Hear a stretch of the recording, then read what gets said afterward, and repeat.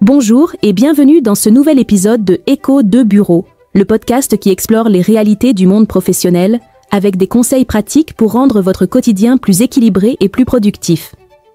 Je suis Fatim et aujourd'hui, on parle d'un sujet crucial, le burn-out. Est-ce que vous vous êtes déjà senti épuisé, vidé, au point de ne plus pouvoir avancer? Peut-être avez-vous été à la frontière du burn-out sans même vous en rendre compte. Ce phénomène, bien plus commun qu'on ne le croit, touche de plus en plus de professionnels à travers le monde. Alors, comment le prévenir avant qu'il ne soit trop tard? C'est ce dont nous allons parler aujourd'hui. Je me souviens d'un collègue, il y a quelques années. Toujours là en premier le matin, il partait en dernier le soir. Il était un modèle de productivité, mais aussi de sacrifice. Petit à petit, il a commencé à se renfermer, à perdre sa joie de travailler, jusqu'à ce qu'il parte, épuisé, en congé de maladie. Il avait fait du burn-out sans même se rendre compte des signes avant-coureurs. Le burn-out, c'est un peu comme une tempête. Il peut arriver silencieusement. Mais en prenant quelques mesures préventives, on peut éviter qu'il n'atteigne son apogée. Qu'est-ce que le burn-out? Pour mieux prévenir le burn-out, il faut d'abord comprendre ce qu'il est. Le burn-out n'est pas simplement un stress passager ou une période de fatigue. C'est un épuisement émotionnel, physique et mental, souvent causé par une surcharge de travail et un manque de soutien. Imaginez que vous soyez un moteur. Chaque tâche, chaque pression est comme un peu de carburant. Mais quand le carburant devient insuffisant et que la pression augmente, vous commencez à vous éteindre. C'est ce qui arrive quand on ne prend pas le temps de se ressourcer. Comment prévenir le burn-out?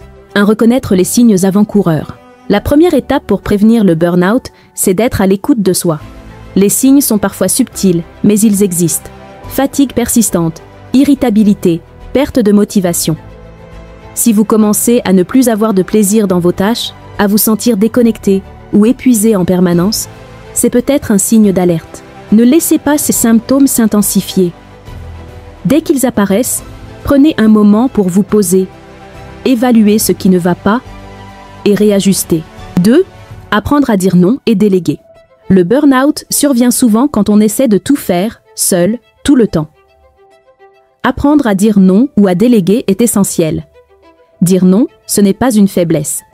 C'est un acte de gestion de son énergie. Ne vous surchargez pas de tâches que vous pouvez confier à d'autres. C'est une compétence de leadership qui vous protège, ainsi que votre équipe. 3. Prendre des pauses régulières. Les petites pauses sont essentielles. Beaucoup de gens pensent qu'ils doivent travailler sans interruption pour être productifs. Mais c'est l'inverse qui est vrai. Prenez 5 minutes pour respirer, faire une promenade ou tout simplement déconnecter. Un esprit reposé est beaucoup plus efficace qu'un esprit épuisé. 4. Prendre soin de son corps et de son esprit. L'activité physique, une alimentation équilibrée et surtout un sommeil de qualité sont essentiels pour prévenir le burn-out. Mais ce n'est pas tout. Prenez aussi soin de votre mental. Méditez, pratiquez la pleine conscience ou laissez-vous du temps pour des activités qui vous ressourcent. Cela vous permettra de créer un équilibre durable entre vos responsabilités professionnelles et votre bien-être personnel. Prévenir le burn-out, c'est avant tout prendre soin de soi. Ce n'est pas un luxe, mais une nécessité pour rester performant sur le long terme. Souvent, on pense que plus on travaille, plus on est productif.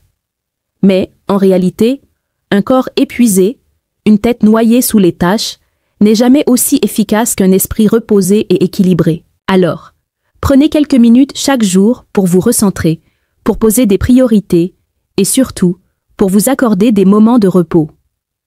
Car, en fin de compte, votre santé et votre bien-être doivent toujours passer en priorité. Merci d'avoir écouté cet épisode de Écho de Bureau. Si ce sujet vous a touché, partagez-le avec vos collègues, amis ou managers pour aider à prévenir le burn-out autour de vous. Et n'oubliez pas, le travail c'est important, mais votre santé et votre bien-être le sont encore plus. Et si ce sujet vous parle, adressez-nous en commentaire des thèmes que vous désirez qu'on aborde. Je vous exhorte aussi à vous procurer ce livre, Le voyage des leaders, défis de transformation en Afrique. Le livre qui vous fera passer de simples managers à véritables leaders. Vous pouvez l'acquérir en passant votre commande via le lien que nous mettons en commentaire. Je vous donne rendez-vous très bientôt pour un nouvel épisode. D'ici là, abonnez-vous à notre chaîne et page. Prenez soin de vous et de votre temps.